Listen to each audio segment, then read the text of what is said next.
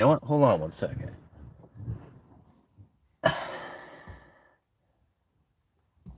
Boom. Where'd you guys go? All right. Good afternoon, everybody. Uneducated Economist here. Thought I would share a couple of articles with you guys talking about the solar panel production and then also the silver market and just kind of correlating these two together because a lot of people are getting real excited about the silver prices and watching them move up, and there's a lot of talk out there that this silver demand is. All right, guys. Sorry. Let me unplug that. We'll try it like this. All right. And a lot of people are looking at the silver demand coming out of China going towards these solar panels as being like the main driver of it.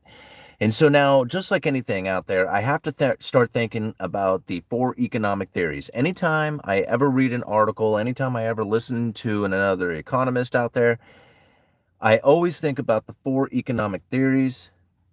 Of course, Gresham's law, uh, Triffin's dilemma, the bullwhip effect, and then, of course, my favorite, Cantillon effect, right?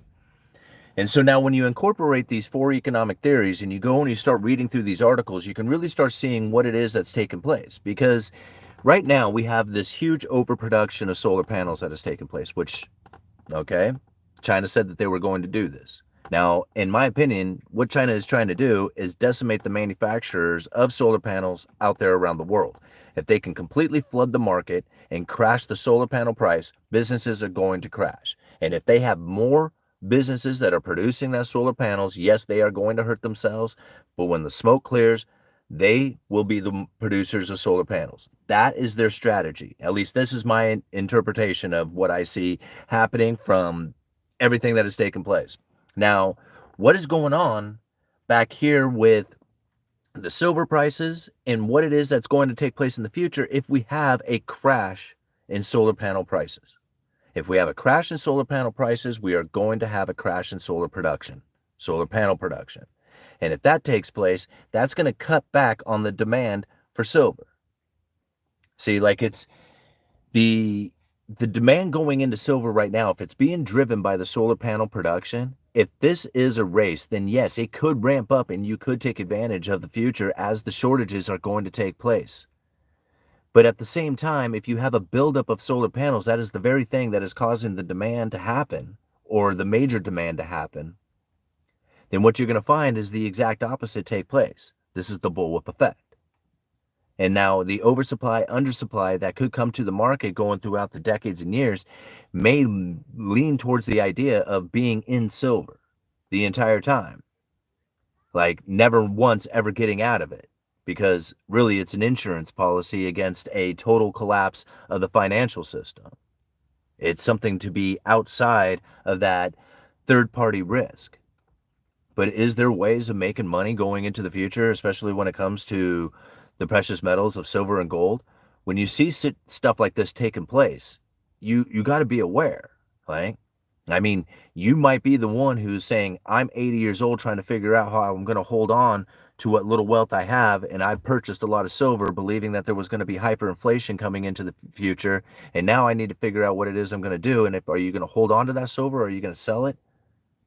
Okay. See, this is a difficult thing to understand, but understanding what's going on with the solar panels and how there's a glut of solar panels that are on the market, that's eventually going to lead back into silver demand, or the falling off of silver demand, because you can't use it as the excuse for driving it if it isn't the same thing that's going to be making a fall, right? And so if you're 18 years old, that might be your buying opportunity at that point. See, again, it's like, how you perceive what's going on here. Now, when I think about like when China uses this strategy, it's going to have to be fairly continuous and it's going to have to be like over exuberant, which in that case means that, if this is like a war type of effort, then you will move into paying an incredible price for it, right? An incredible amount. And considering how low the price is still and how much you really need to build some of these products that are quite expensive, who knows how far they would be willing to drive the prices up in order to create the inability for manufacturers out there around the world to use that particular product for for their production. Right? Again, another tactic in an attempt to try and crash their production capabilities. See, these are all the strategies you have to take in. Anyway, just wanted to share those with you. Wanted to share you some quick opinions with it. Also want to let you guys know that I'm practicing with the shorts. I have a program that I've been using that's cutting shorts and editing and doing all that other stuff. So I'm trying to see how those work out. So I am kind of bombarding the channel right now with a lot of videos and stuff. Freddie's at baseball practice right now, so I figured I'd come out here and do live stream and share my thoughts about the silver market, and then also read about some of your thoughts on the silver market. All right. Yo, UE. Okay, All-American Economist. Wow, that gave me a headache. Yeah, I know. Well, I was trying to keep my phone plugged in here so I didn't run out of battery, but whatever. Hey, Crypto Beauty. It was really nice meeting you. I hope you had a great time. And I know you did because you said you had a great time. But, this was Crypto Beauty made it to the Rebel Capitalist live event. And I guess she was on the fence about whether or not she was going to go because, I mean, it's not exactly, an easy thing to get down there. And it does, and there is, a bit of an expense that goes with it. But the reward that comes from the experience of being able to meet the speakers, to be able to learn a lot about what it is that's going on inside of everybody's view of the economy. But when you have the kind of view that these people have, who is so like on another level of understanding, to get all these different perspectives coming in is pretty much the only way that you're really going to get a good understanding for yourself, right? And these events are like, they're the way to go, right? So anyway, it was really nice meeting you, Crypto Beauty.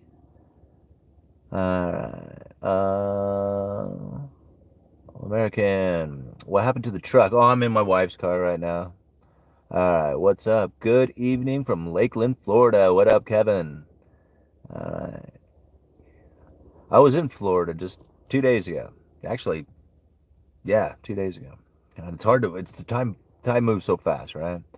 Hit the thumbs up button. Yes, please do. This is what a lot of people misunderstand about China. China can let businesses crash and go bankrupt, but the country gets to keep the factories, the buildings, the infrastructure.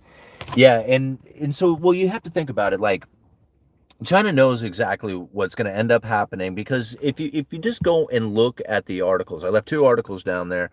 One of them is talking about the China shock, I think is what they're calling it. And I just love how people rename something that's already existed and been called out in the history, and it's the Cantillon effect. But that's okay. We can call it the China shock too, right? I mean, that could be more of like the timeline in which that they may be referring to what is going on, but the actual what's taken place has been described hundreds of years ago. It's an economic force that you just can't stop. And that's the manufacturing base. Once the people,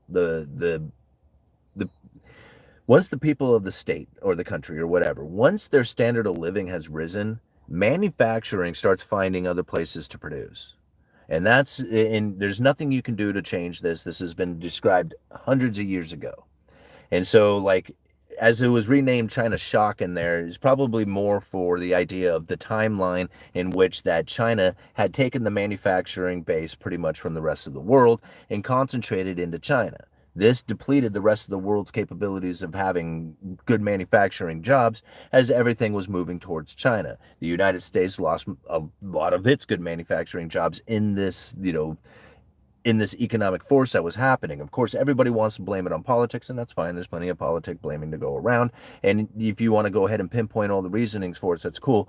But it's been described hundreds of years ago, so it's no reason to like reinvent the wheel on it. This is the reason that it happens. Okay. And now, again, like, there's plenty of political awareness into it, and you can always go fire, cut the head off the messenger.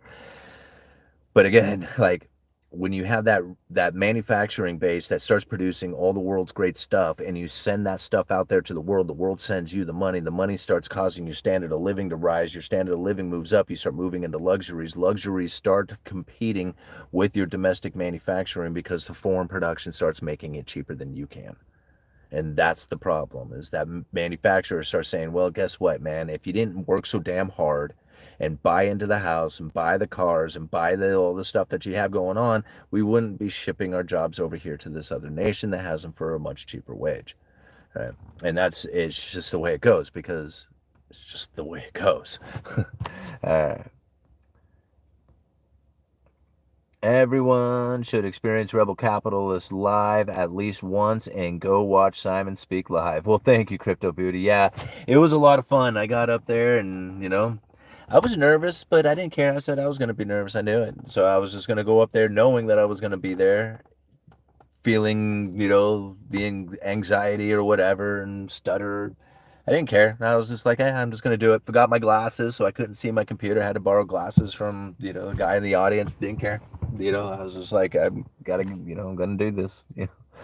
And it was fun. I mean, actually, I thought I did a fairly good job. I thought I rushed it a little bit towards the end, and, my wife said that I did rush it, but I thought, to be honest, I wasn't going to have enough material to get through the 45 minutes. And man, once you're up there and you're rolling and that clock is ticking, it's like, man, that thing is going by fast. And then pretty soon I'm like, man, I don't know if I can get this out. So I kind of blasted through the bit of the average inflation targeting theory stuff, but it was good. It was fun. No Q&A. All right, I don't think silver is going to crash based on solar panels. In fact, I think precious metals are fairly good right now. Yeah, and I don't knock, like, I own silver. In fact, I probably have some on me. Do I? No, I think I took it out. I did take it out. But I'm into silver. Like, I like silver. I buy silver. I like holding it. I like the idea of it. However, it's been so manipulated, and I watched that price get so suppressed, and I've watched it like do a lot of things that I would never have anticipated, or probably would be more like, I can't believe this is continuing on the way it is, to the point now that I'm just thankful that maybe that it's happening and I can just load up on a cheap price, because really it should be trading much higher than it does now. Even the 10-to-1 ratio to gold would make more reason than it does at, $30 an ounce. It should be 200 and it should be at $200 an ounce, right? However, a paper game in which that you can produce 150 ounces of silver and sell it to investors who are willing to pay for stuff that doesn't exist, then you can manipulate the price in just about any fashion you want. And if you want to artificially suppress it, then I will try and physically buy it. And that's the only thing I can think of until this whole thing absolutely crashes, or there's one of these people out there who go into production and say, I need some silver and I can't find any. And they're like, oh, well, yeah, paper price is, $50. And then it's like, yeah, no, physical price, I will pay $200 an ounce. I don't care. I need this production. I need this to go into production. And once that starts to take place, it doesn't really matter what the paper price is or what the spot price is or anything else. If you got a physical demand for it, that people are saying, whatever that says, I don't care. I need to go into production right now. I will pay whatever, and just like, and I know this will be the case, because the exact example of this has recently happened with lumber, right? $13.50 for a 2x4 8-foot standard and better board is unrealistically high. However, if somebody wants to be in production of a house, they will pay it if that's what the price is. If they cannot find it anywhere and it's not available, they will pay that price in order to get that stud into that wall, because they have to be in production and there's nothing else they can do about it. It's an inelastic demand. And that's exactly the same thing that will happen to the silver market with a producer if they cannot find it. It will be the exact same thing.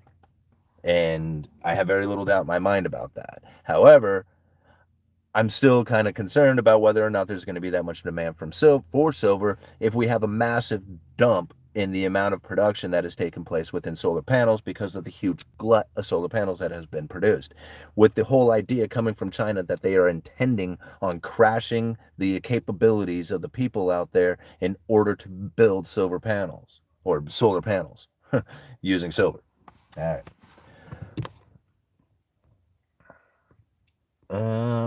Hey, what is that? Merriman man?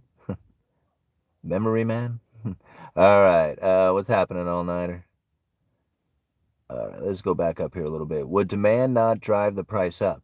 Well, that's the thing, Benny. I mean, which way is it going to look? Is the demand to try and destroy the silver producers out there cause the silver price to go up?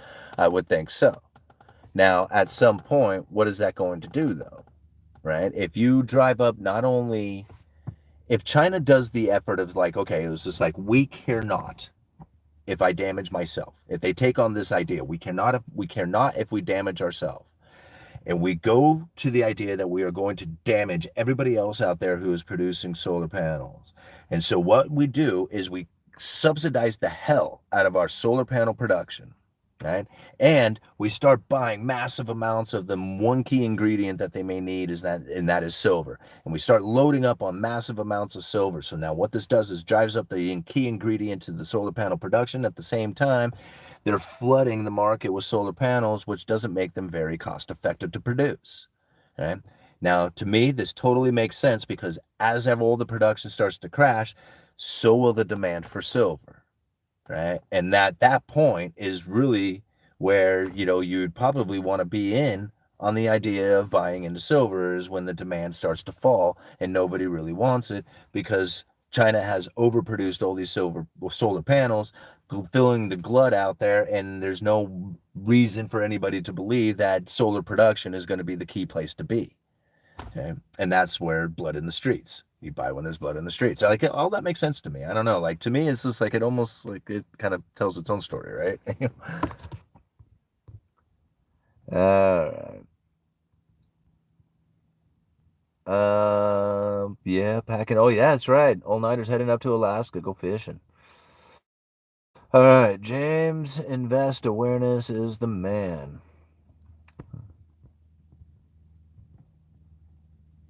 Okay. Military is going to need tons of silver, AI running drones. Silver won't rust in these outdoor robots. All right. All-nighter hider. I'm almost packed for my flight tomorrow, too. Wow, you guys are traveling? Yeah. I didn't notice the rise of silver prices was because of solar panels. Oh, I don't know if it's necessarily because of solar panels. I think that's just like one of many things that is doing it. Silver is the second most vital commodity to man next to oil, right? There was a guy out there, I don't know, maybe he still does some stuff.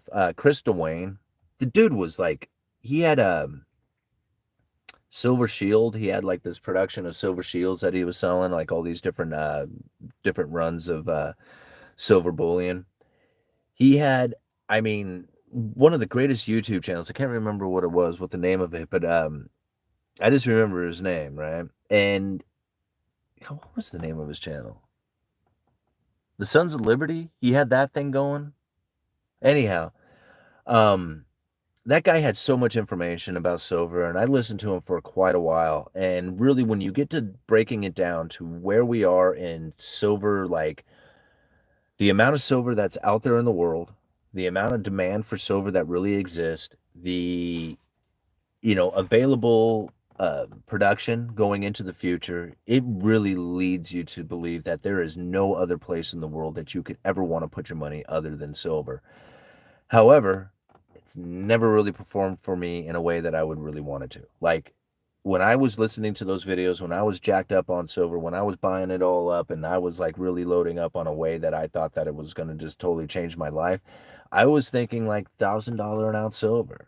I was thinking, way high, like $1,500 an ounce, and even $500 an ounce didn't seem like it was going to be good enough. And as time went on and I realized the manipulation game, the monetary policy, the financial systems, the way the governments interact, when I realized how this system is keeping the silver price the way it is, I looked at it in very like almost angrily. I was angered about it and wanted to, fight it and, create a situation in which that, it wouldn't happen anymore. And I realized it's like pointless. It's a pointless attempt to fight that. Like it's not going to work. the only way it would ever possibly work is if everybody consciously went out there and started physically buying silver, like dumping paper silver and buying physical silver. Then you might have a chance of something like that happening. But nobody I know, like, I mean, I've talked to people till my head spun around in circles about, why they should be buying into silver. Nobody does it. Nobody, like literally nobody does it. And so I don't anticipate in the future that anybody else is going to do it. For that, I have to give it new meaning and look at it and say, well, good. I'm glad nobody's getting into it. Screw everybody else. I'm not caring if they get into it or not. This gives me the opportunity to get into it because I know the limitations of where silver is at. I know how vital of a commodity it is. I know the importance of it in going into the future and what my kids are going to have going into the future by having a box of physical silver in your possession can give, even no matter, even if it's just a few $100s, can give you at least some reasonable idea that you have something away from the third party, that you don't have to worry about the governments, you don't have to worry about the banking system, you just don't have to worry about any of that stuff, in a sense that you have something that you have away from it. Like it's just like a third, like that give you the ability to sleep at night, right? And that's all it is. That is to me anyway. Other people want to give it much more importance than that. They want to think about it, how it's going to buy them houses or cars, or do all the things that the like a lottery ticket would do for them or something. I don't see it that way. I just it's not that it's not that important like that. What time is it? 6:50. All right. There will be some traveling fools. All right, good old nighter. New background, nice. Now I'm in a parking lot at the school. All right. His channel was The Greatest Truth Never Told. That's it. The Greatest Truth Never Told. Thank you so much. Who said that? Oh, man, I can't read it. Fantarn. Oh, gee whiz. I'm sorry. Let me plug this thing in. Yeah, Greatest Truth Never Told. That dude was awesome, man. Whatever happened to him? I know he got divorced. Maybe he just got, depressed or something. Which happens. Like, studying this stuff is very depressive. I always encourage everybody to make sure that they pay attention to what it is that they are watching and paying attention to out there, because stay there. All right. Pay attention to what it is that you're watching out there, because this stuff will eat into you, right? I mean, it will eat into you, and it will fester in a way that then starts driving your subconscious into a negative behavior in communications with other people, and then that makes it very difficult to then build partnerships and open up communications and have, like, more meaningful, awesome things happening in your life. I guarantee you, when you go to the rebel capitalists, they talk about depressive stuff because it's the economy, but they do it in a way that says, here, you are enlightened by this, use this information to now advance yourself, be better with it, right? And then and then it doesn't seem that way anymore, right? When you listen to the New World Order stuff coming down, yeah, that's pretty heavy, that's kind of hard to take in. And I don't necessarily give it that much importance when I think about what it is that's going on within the economy, although a lot of people would say, like, hey, war effort, buddy, what about all this? Okay, yeah, that's true. But again, to me, those things are because the economy has moved to the direction that it has, right? So, like, war, government, all this stuff, these are symptoms and reactions to the economy. If the people had not been industrious, if the people did not rise, if the people did not do these things first, they would never have had the capabilities of taking that power and doing stuff with it, manipulating it. That's why it was so important when the founding fathers gave us the ability to keep the government under our thumb, that they said, man, this is this is a constitutional republic if you can keep it, right? If you can keep it. And all these people talk about democracy and stuff, and I'm like, oh, good Lord. And so anyhow, but that's truly it. Like, you go to the rebel capitalists and you actually come out of there energized with, like, good, positive, like, feelings of what it is that you can do. Like, a lot of people go in there confused, and they come out saying, okay, well, I'm still confused, but at least I have a better idea of what it is that's happening out there, so I don't have to be so, like, fearful of it. I can then, like, wrap my head around it and say, okay, now what do I do with this information? I guarantee, like, everybody there, nobody walks out going, oh man, no, everybody goes out like shaking hands and high fives and like really great seeing yous and all that stuff. All right, I sleep at night after a nice release. Okay, cool. I buy metals for the worst case scenario. I don't buy thousands of dollars worth of metals at one time, couple of hundred here and a few hundred there. Yeah, that's the way to do it. Like, I mean, really, when it comes to buying silver, it's easy, right? It's a single, all you have to do is just buy one piece of bullion. One piece of bullion once a month, once a week, once every couple of months. Yeah, I mean, it depends on how you can afford it. If you're looking for something to really diversify, you can go and start really dumping a lot of money into buying, all kinds of fancy big giant bars of silver and, whatever. It's just like, to me, it's almost like a no-brainer to have silver, crypto, stocks, bonds, try and buy a house, get into real estate. Like, this is what you do if you're trying to get started in anything. Like, if you have nothing at all, you do those things, right? I mean, you got to have a little bit of it all. And diversifying into that stuff, well, if Bitcoin crashes is like, not a surprise, right? I mean, it was just like, it's a digital currency that doesn't really have any kind of real value to it in a physical form, but it has a ton of value in a communication kind of form. And if you listen to Mark Moss, I mean, 400 million per Bitcoin is like, I mean, that seems pretty nice, and even if it did like, just a fraction of that, I'd be pretty happy. So, yeah. But the whole key point of that is that the monetary system would still have to exist in order to get out of the Bitcoin into the 400 million that you would want. Okay. Reserve currency lead might be better metal for the worst case scenario. Lead. Oh, lead. Sorry. Bitcoin is 71,000 and it's going to 85,000 this weekend. Why is it going to 85,000? That would be so awesome. I can't wait. I mean, I cannot wait to sit there and think to myself, like, because I know how much Old Nighter has to, because he told me. And I'm just thinking, man, if it goes to $400 million for a Bitcoin, and like, in there's no like hyperinflation scenario that means that $400 million really isn't that much money, but like, I have like $200 million and I know how much like All Nighter would have. And thinking back to like the days of like, doing live streams together at Zuber, that kind of like feeling seems like it would be fairly normal to me going into it. Like, I kind of expect something like that happening.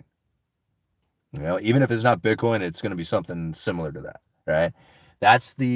Because that's how I manifest realities, right? I just think about like how life would look like, and then I try to do the steps in which that, would be a life that exists like that, right?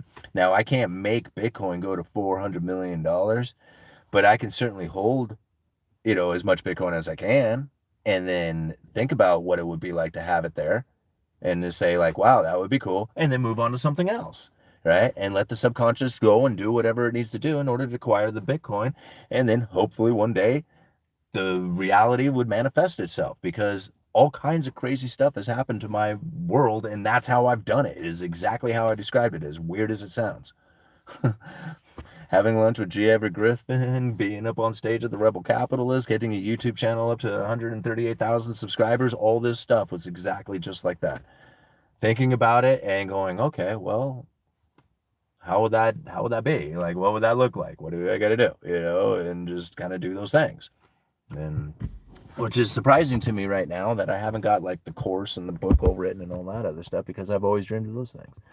All right, moving on. All right, agreed. Adrian, I don't want that, just being sarcastic. All right. Bitcoin 400 million, bread 50 million. Yeah, I mean, if that's the case, then it wouldn't be any good, right? As long as we live in the US, we will use the dollar. Yeah, I agree with you, Wayne. Average solar panels uses 20 grams of silver. Silver crash wouldn't be caused by huge margin calls for people having to sell off the metal ETF to cover their losses. Yeah, I know. And that's like, crash JP Morgan, buy silver. Yeah, I just don't like that whole game. I'm just not into it anymore. Like, I mean, there was a time, but the only thing I think about is physical. How many ounces I have. right? And then I think, how much will a producer pay when they cannot find it anymore, right? That's it. Those two things. Like, that's like, as one becomes harder for the manufacturers to acquire, the prices will move up. I don't care how much paper manipulation game you got going on, right? The physical price will move. The you'll have a spot price, and then you'll have your premiums that will just be like ridiculously higher, and it just won't make any sense anymore to people. And that's when you know that the game is really starting, is screwed. It's like, all right, I know property in Republic, Washington is kind of expensive. Land will never let you down. Never lived with grizzly bears in the area. Not sure about it. Think I'll stay in South Illinois. Yeah, I don't blame you there. Like, land is the only other thing that I could really think of that would be awesome for, like, it. They don't, there's only so much of it. They can't really make any more. It's useful and all the other things that go with it. The only issue that I have with it is that, what if you need some of it? Not all of it, but you need to get rid of some of it because you need to, you got a surgery, you got an emergency, you got something going on. Right now, you have to do something in the way of taking out a loan, or you have to have that third party claim on it or something going in order to get that little piece of it, right? To get that piece off. That's where, like, being in other assets is in my opinion more nimble than to try and be in land. However, I have, like, I mean, I wish I was in more land, that's for sure. Yeah. It's funny, these girls are over here laughing at me because I'm doing this video. Oh well, they don't know who I am. Yeah. All right, Bitcoin bubble gonna pop? It always does. Well, yeah, sure. It's incredibly volatile, and I always think, man, I knew I should have sold, and then it runs up to new highs, and I'd be like, well, I'm glad I didn't sell because I didn't know when to get back in. So I don't care. Like, I don't care that it goes up and down. It doesn't, like, that part doesn't mean anything to me. It's just like, the only thing that means anything to me is the continuous purchasing of it in my attempts to try and get one whole Bitcoin. I like physical metal, but I'm skeptical on bars, coins in small amounts such as 1 ounce. Why are you skeptical? Ramon, why are you skeptical about the physical bars? Let's see here. What do you see as the best sector to be in or invest in for the next 2 to 5 years? Oh, I mean, that's going to be a hard one because really that all depends on your view and what it is that you need in going on in your life. Like, I mean, what is it the best, like, to put in now and then cash out then? I mean, that's short-term runs like that. I could not tell you. I am not an investor in that fashion. I will admit to that right away that that's not my game.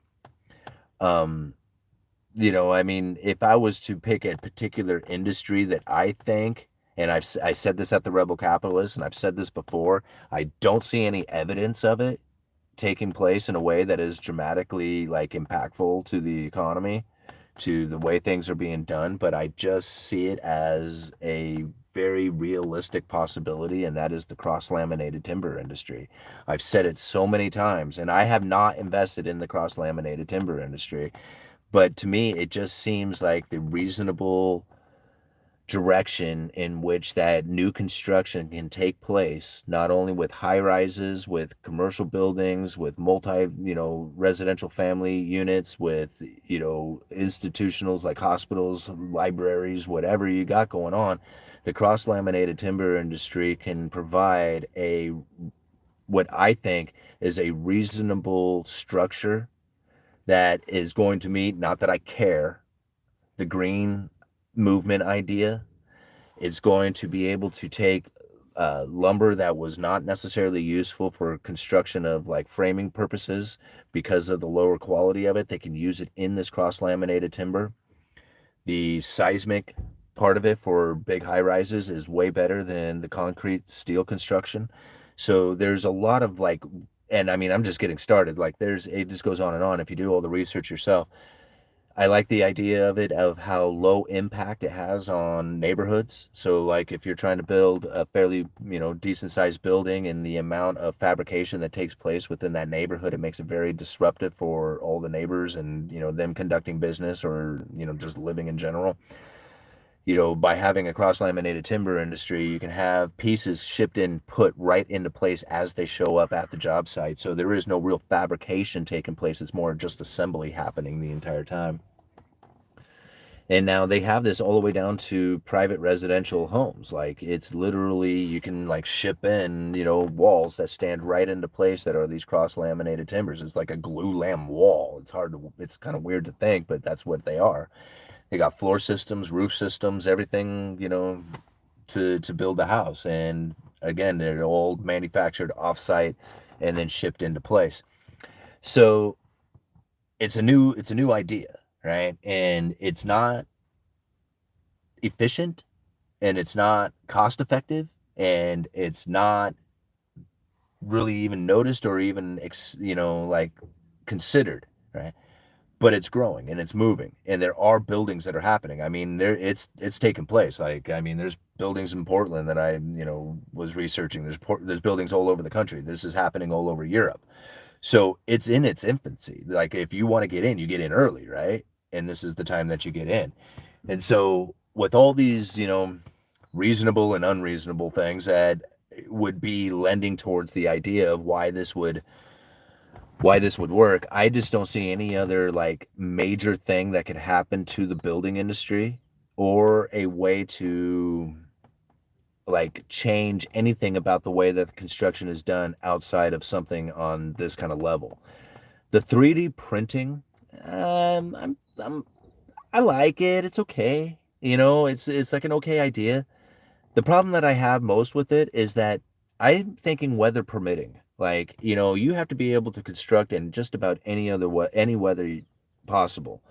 And again, like I believe the cross-laminated timber industry can handle pretty much any weather condition, considering, how intense it might get. But, for the most part, rain isn't going to stop it, snow isn't going to stop it. And the only thing I could really probably knock it, stop, the job site would be high winds or something of that nature as they're craning pieces around.